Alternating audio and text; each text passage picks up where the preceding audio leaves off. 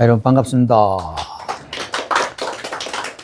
자, 서법 백문 빼딱 오늘 89번째, 이제 11번 하면 됩니다. 서예를 쓸 때 어떤 붓이 적당할까? 우리가 보통 가장 쉽게 대별을 하는 게 양호, 강호, 그 다음에 겸호가 있습니다. 그러니까 이제 양호는 양털이라 하는 거죠, 그죠? 그 다음에 강호는 일단 보통 보면은 일반 우리 여기는 보면 이제 이리 늑대 이런 이제 그런 짐승들이 강호에 속하고, 그 다음에 중간에 요 두 개 합해가지고 겸호를 또 씁니다. 겸호를 쓰는데, 겸호도 요새 사람 많이 쓰더라고요. 왜냐하면 이제 양호는 너무 부드러우니까 못 쓰고, 강호는 너무 강하니까. 강호는 먹물이 빨리 내려오거든요. 예, 강하니까 먹물이 주룩 내려오거든요. 그래서 원래 행초서 쓸 때 보면 강호를 많이 씁니다. 쓰는데 강호 붓 쓰면은 핵이 좀 후박한 맛이 없어요. 소박한 맛이 없고 그냥 칼로 자르듯이 그렇거든요. 그래서 요 읽어보고. 우모도 이제 우모도 강호에 속합니다. 우모도 강호에 속하고. 그리고 요즘 이제 겸호를 많이 쓰더라고요. 겸호는 양털하고 그런 강호 털하고 같이 해서 이제 쓰는데, 요즘 또 인조모를 많이 쓰더라고요. 워낙 털값이 비싼지. 자, 붓글씨를 쓸 때 강한 붓, 낭호죠. 일종으로 쓰는 것이 좋은지, 아니면 부드러운 붓, 양으로 쓰는 것이 좋은지에 대한 문제는 서역에서 줄곧 논쟁이 되어 왔다. 어떤 사람은 강한 붓이 좋다고 하고, 어떤 사람은 부드러운 붓이 좋다고 하고, 또 어떤 사람은 자기의 습관에 근거하여야 한다고 주장한다. 옛 사람은 그것을 잘 하려고 할 때는 반드시 먼저 기구를 예리하게 선택해야 한다고 하였다. 우리도 붓에 대한 성능을 정확하게 인식하여야 글씨를 쓸 때 좋은 효과를 볼 수 있다. 강한 붓과 부드러운 붓은 모두 글씨를 쓰는 도구이지만 그 성능 면에서 차이점이 있다. 간단히 말해서 붓털의 강함과 부드러움에 따라 같지 않으며 필봉의 길이와 살찌고 파렴의 차이가 있는 것이다. 살찌고 파렴은 붓이 굵고 가늘고입니다. 강한 붓은 필봉이 짧고 탄력성의 폭이 작고 내재되는 힘이 없어서 먹을 한번 찍어 글씨를 쓰면 점과 핵은 가능하지만 전체를 쓸 수가 없다. 필두가 날카롭고 강하면 단지 아주 가느다란 필핵만 쓸 수 있기 때문에 작은 글씨는 쓰긴 적합하다. 만약 강한 붓으로 큰 글씨를 쓸 경우에는 표현력에도 차이가 있어 강렬한 인상을 주지 못한다. 우리가 이제 붓을 일단 좀 읽고 설명합시다. 자, 마지막에 부드러운 붓의 필두는 둥글고 건장하면서도 길어서 먹물의 함유량이 많아 쉽게 팔방으로 쓸 수 있으며, 먹물이 작거나 많아도 충분히 영활하게 움직일 수 있다. 그리고 탄력성의 폭이 크고 내재된 힘이 있어 한번 먹을 찍으면 점과 핵은 물론이고 전체까지도 쓸 수 있기 때문에 굵고 가는 핵, 길고 짧은 핵, 큰 글자나 작은 글자, 마르고 축축한 것들을 능히 변화시킬 수 있고 신축성이 강하여 붓의 팔면을 모두 쓸 수가 있다. 따라서 작은 글씨의 해소로부터 아주 큰 글자에 이르기까지 모든 글씨를 쓸 수 있기 때문에 풍부한 예술적 표현을 할 수 있다. 이거는 부드러운 붓에 대한 설명입니다. 앞에는 강한 붓 설명이고, 서예는 표현을 추구하는 예술로 먼저 일정한 음률감이 있어야 한다. 이러한 강렬한 음률감은 붓을 운필할 때 붓을 일으키고 누우며 누르고 꺾는 데에서 생겨난다. 용필에서 장봉과 해봉 등은 함축적인 교대에서 뚜렷하게 나타난다. 그렇지 않으면 글씨는 판에 박은 듯 자연스럽지 않고 생기가 없게 된다. 그러므로 글씨를 쓸 때 강한 붓이나 부드러운 붓을 막론하고 모름지기 기필과 결구에 대해 궁구해야 된다.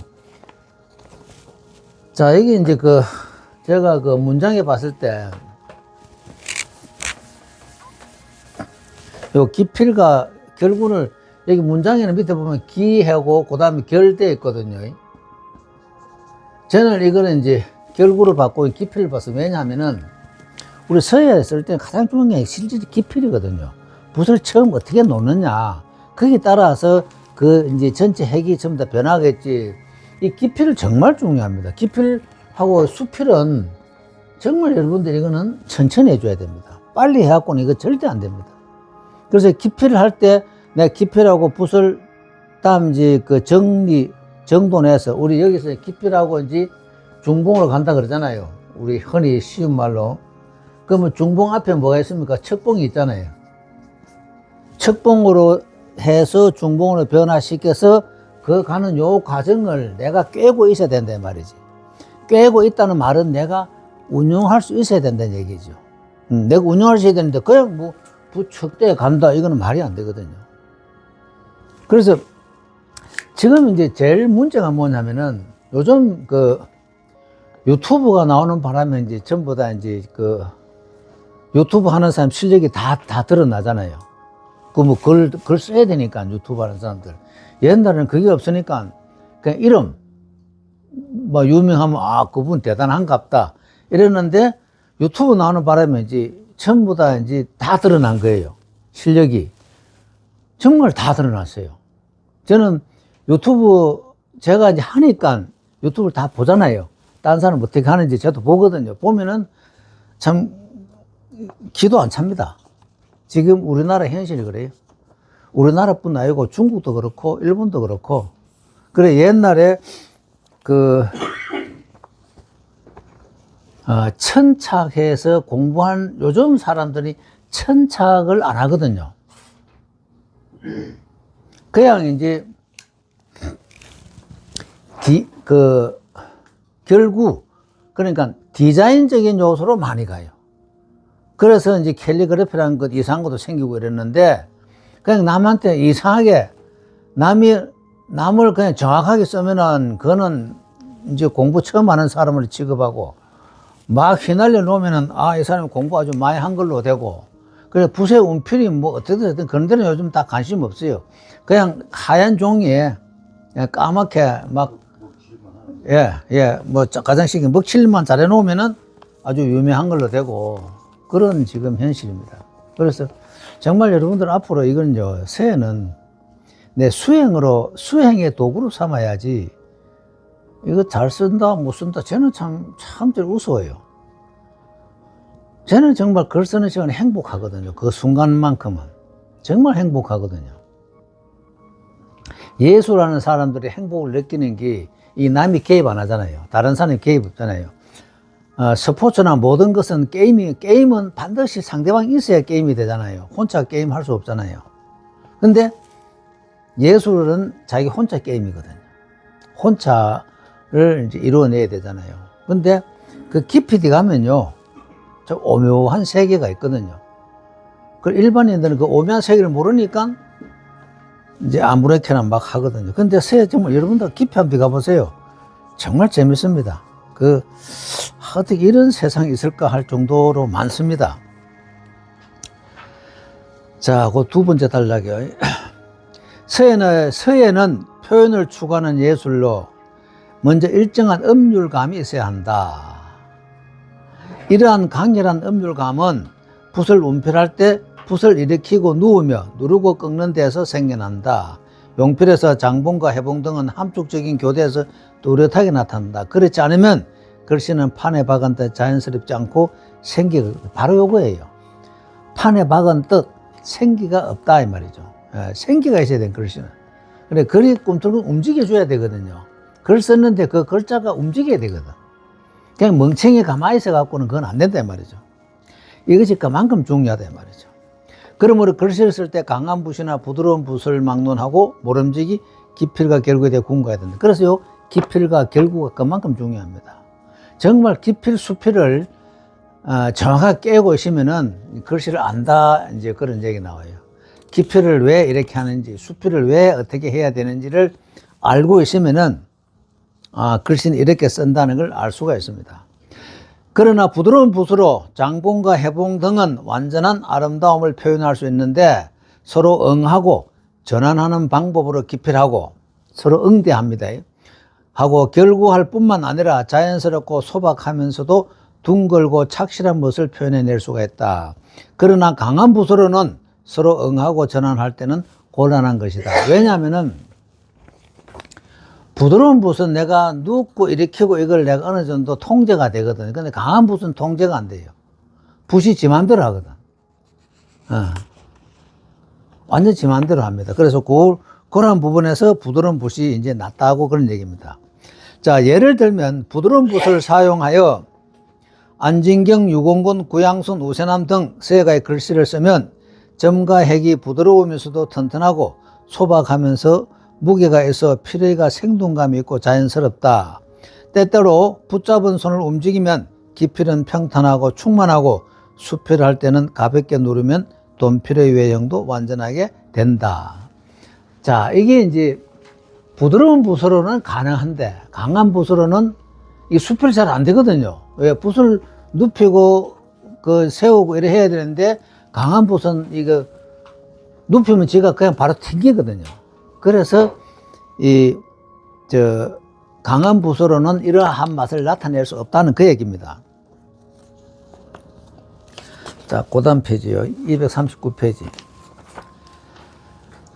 그러나 강한 붓으로 이러한 점과 핵을 쓰려고 장봉과 해봉을 사용하면 딱딱하고 판에 박은 듯하여 하며 운필할 때 정신을 붓 끝에 집중하지 않으면 붓털이 빠져나와 거칠고 세밀함의 변화가 없어 온화하고 질박함이 없게 된다. 제가 요거 이제 붓털이 빠져나와 이걸 번역하는데 애를 먹었어요. 이거 어떻게 이걸 설명해야 될지. 그건 이제 불시, 다 일거, 미파, 그건 이제 축시, 반출, 일단인데, 이걸 어떻게 번역해야 되지? 이것 때문에 한 30분을 실었습니다. 그래, 가만 보니까 이게예요. 강한 붓을 딱 이래 누르잖아요. 누르면은, 이게 이제, 이게 양호 같으면 내가 요리 가자면 지가 착착 가지는데 강한 붓은 말 안 듣거든요. 딱 누르면 이렇게 쓰면, 엉뚱한 틀은 옆으로 삐져 나온다, 이 말이에요. 내가 원하는 대로 가지 않는다는, 그러니까 양호붓은 내가 요리 가자 저리 가자 하면은 말을 듣는데 강호붓은 말을 안 들어요. 왜? 지 맘대로 가거든.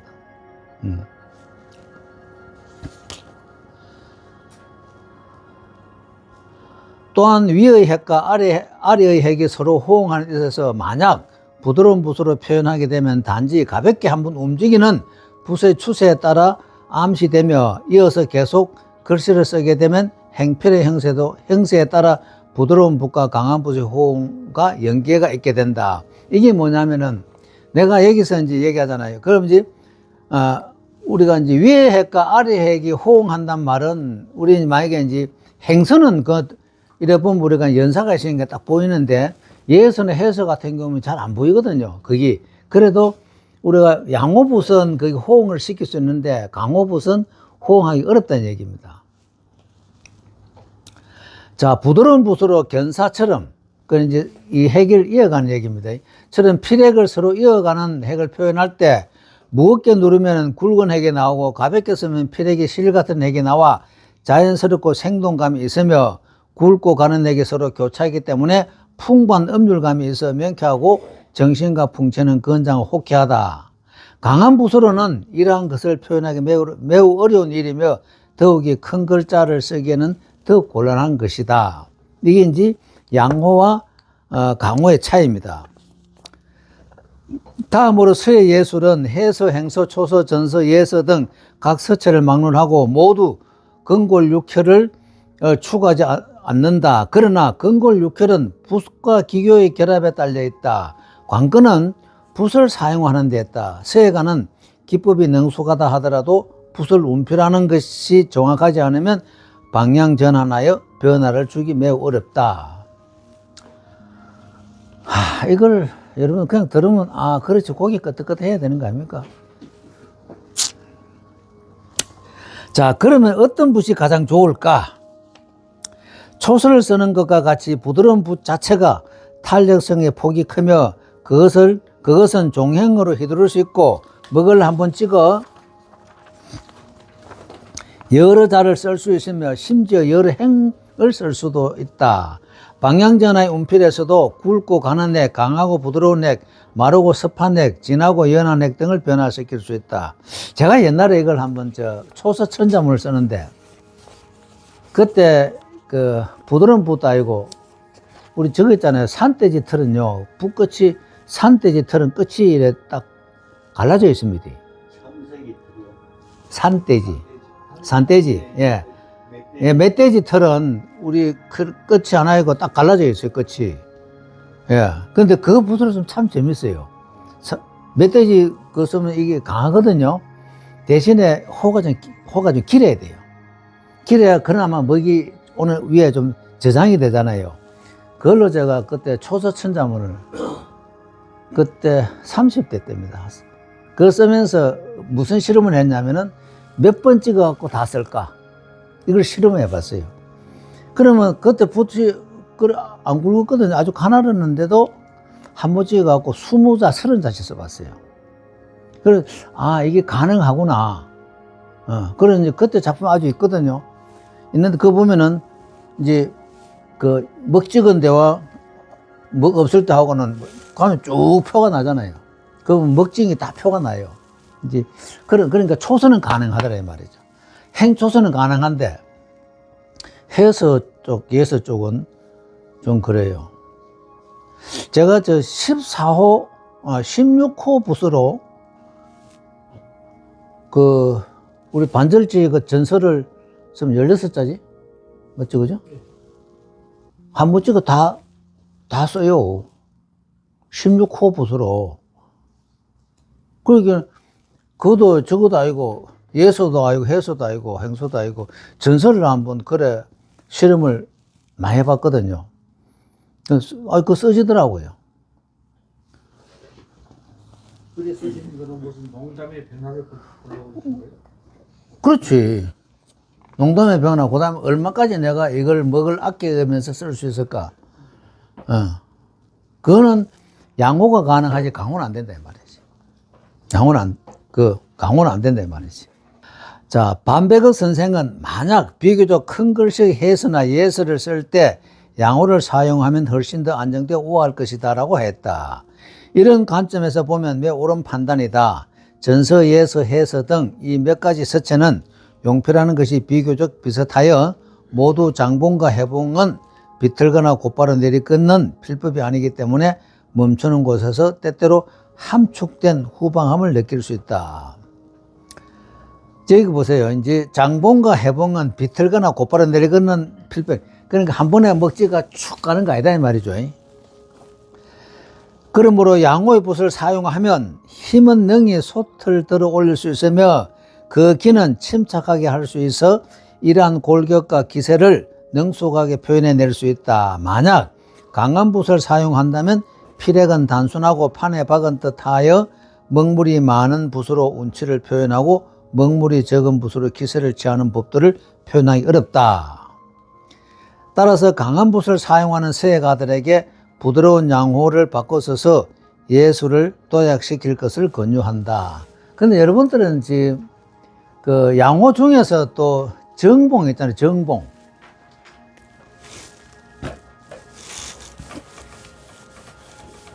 그와 정봉, 이 정봉 있고 그 다음에 또 저거 있잖아요. 무심필.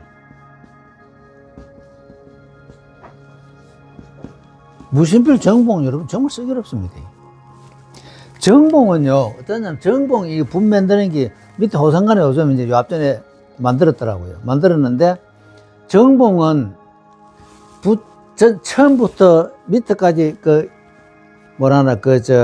다른 짧은 틀을 안 넣어요. 똑같은 길이로 똑같이 제작해요. 정봉이. 그래서 붓 만들기 어렵다는 거야. 왜냐하면 붓이 딱 놓으면 이렇게 돼야 되잖아요.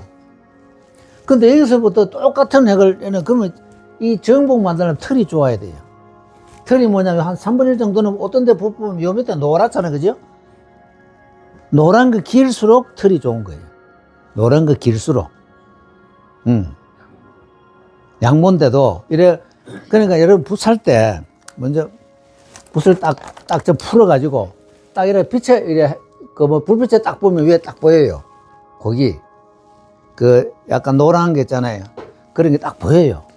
그 다음에 이제 털 끝이 다 살아있느냐, 가위를 자른 거 아니고 다 끝까지 다 살아있느냐. 우리 애기와 초벌 머리는 끝이 다 살아있잖아요. 우리 이 머리는 끝이 안 살아있잖아요.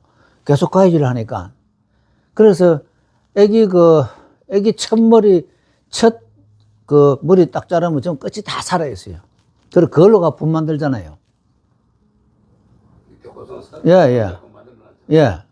그게 이제 애기 처음, 저거는. 그 다음에 이제 짐승털은 왜 가능하냐면은 가위를 안 자르잖아요. 그래 가능한 거예요. 양털은 많이 자르잖아요. 근데 양털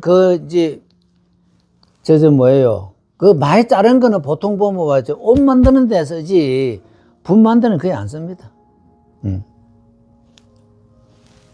그런데 이래 보면 이제 확 벌어가고 옆에 손으로 눌려가 쫙 펴가 불빛에 딱 보면은 다 보여요. 끝이 다 있는 게. 정봉은 그걸로 만들기 때문에 붓 만들기 어렵다. 왜냐면 이래갖고 요 밑에까지 또 뾰족해야 되니까. 그러니까 털이 좋아야 되고. 정봉. 그 다음 무심필은 원래 일반 보통 붓은 안에 저걸 다 넣어요. 강호를 다 넣어요. 심을 넣어. 그래야 그게 이제, 아니면 일반 사람 못 쓰거든요. 붓이 왜 누우면 안 일어나는데 뭐. 쓸 수가 없죠. 근데 그 힘든 지금 이 설명은 전부 강한 붓은 쓰지 말라는 얘기고 가능한 한 그렇죠. 강한 붓다는 양호가 낮다 얘기죠. 그래서 요즘 이제 거기서 나온 게 제일 좋다는 얘기인데 그렇죠. 붓쓰기가 상당히 힘들고 힘들고. 그래서 요즘 나오는 게 이제 겸호필이 나오더라고요. 자, 마지막 필이죠. 옛 사람과 근대 세가들의 경험은 부드러운 붓으로 완력을 올리는데 가장 적합하다는 것을 증명하였다. 완력을 올리는데 뭐냐면 팔힘을 키우는데 가장 좋다는 것을 적합하다는 증명하였다. 반천수 선생은, 이분이 반천수 선생이 지금 하악합니다. 처음엔 양으로 시작하는 것이 가장 좋다고 했다. 이 문제는 초학자는 물론 기초가 있는 사람도 모두 중시해야 한다. 부드러운 붓으로 서예를 시작하는 것이 서예 예술 수준을 높이는 데 도움이 될 뿐만 아니라 유익하다. 확실히 어떤 사람은 때때로 부드러운 붓에 적응하지 못하여 때로는 양호필로 글씨를 쓸 때 필봉이 누우면 피로를 다시 일으키지 못하는데 특히 호가 긴 장봉은 더욱 적응하지 못한다. 이것은 붓의 탄력성의 문제가 아니라 완력의, 즉 자기 팔의 힘이 부족하고 공부가 아직 성숙하지 못하기 때문이다. 이거 뭐 딱 맞죠, 그죠? 자, 정리하면 서예는 강한 붓을 사용하기보다는 부드러운 붓을 사용하는 것이 좋다. 이 문제에 대해 어떤 사람은 잠시 이해되지 않겠지만 한 단계의 실천을 통하여 그 이로운 점을 맛보게 될 것이다. 그래, 열심히 공부하면 된다 이 얘기입니다.